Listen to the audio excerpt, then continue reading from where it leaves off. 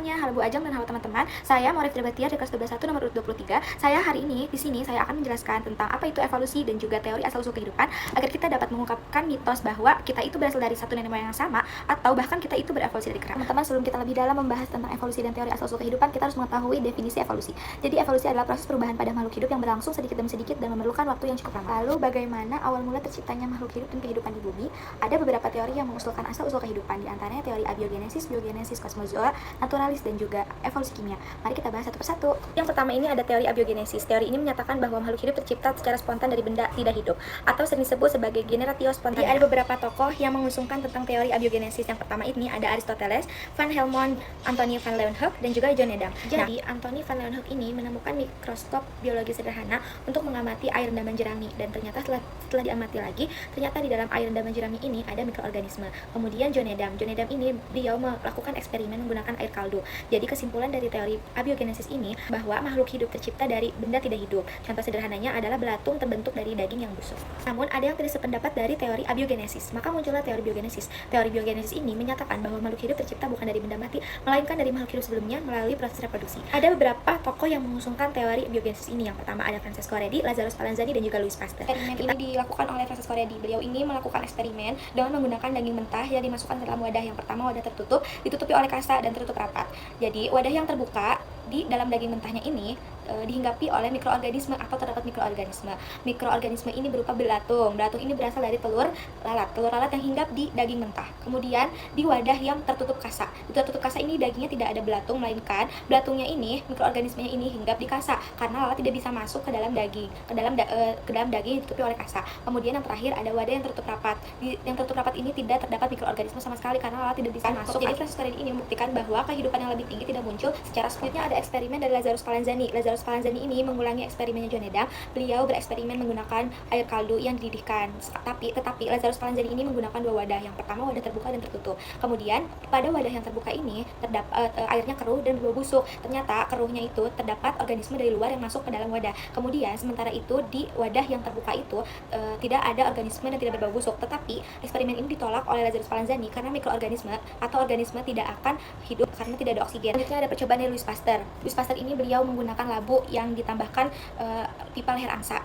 Jadi di percobaan Louis Pasteur ini beliau merebus air kaldu kemudian didiamkan beberapa hari, tetapi ternyata tidak ada organisme yang masuk, melainkan organismenya nyangkut di pipa leher angsa. Setelah didiamkan beberapa hari tidak ada organisme, baru Louis Pasteur mencoba memiringkan labunya agar air kaldu mengenai pipa leher angsa yang sudah terkontaminasi. Kemudian setelah itu didiamkan beberapa hari, ternyata organismenya masuk ke dalam air kaldu sehingga air kaldunya keruh dan berbau busuk. Jadi dapat disimpulkan bahwa kehidupan tidak bisa muncul pada tempat-tempat yang tidak terkontaminasi oleh kehidupan.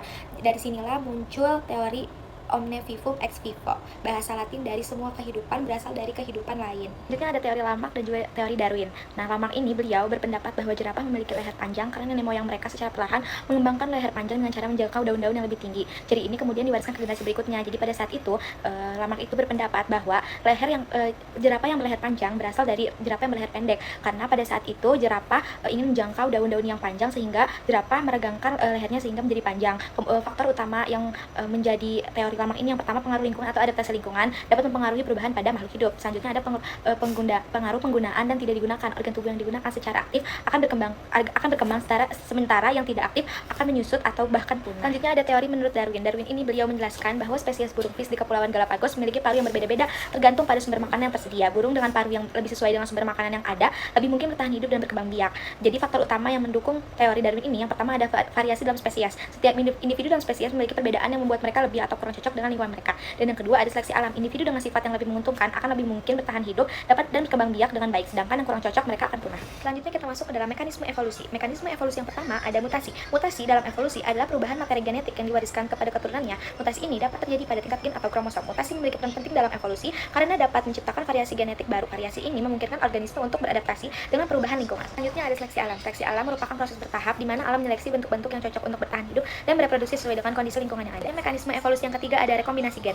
Rekombinasi gen dalam evolusi adalah proses pertukaran materi genetik antara organisme yang berbeda. Proses ini menghasilkan keturunan dengan kombinasi sifat yang berbeda dari induknya. Rekombinasi gen merupakan salah satu mekanisme evolusi yang penting. Rekombinasi gen dapat mempengaruhi kemampuan seleksi untuk menghilangkan mutasi yang merugikan atau meningkatkan frekuensi mutasi. Yang keempat ini ada migrasi. Migrasi merupakan perpindahan spesies-spesies dari suatu tempat ke tempat yang lain. Spesies-spesies yang berpindah harus mampu beradaptasi dengan lingkungan yang baru pula. Hal tersebut dapat memunculkan generasi-generasi berbeda dari spesies-spesies nenek moyang asal-usulnya. Selanjutnya, mekanisme evolusi yang kelima ada genetic drift. Genetic drift merupakan perubahan dalam kumpulan gen suatu populasi kecil akibat kejadian acak atau tertentu. Pada populasi kecil, kehilangan sifat anggotanya akan membuat perbedaan besar. Hal ini disebabkan oleh dua kategori. Yang pertama ada the bottleneck effect. The bottleneck effect ini merupakan bencana alam seperti kebakaran, gempa bumi. Hasilnya, cadangan makanan dan penyakit yang mewabah dapat mengurangi sejumlah individu dalam populasi.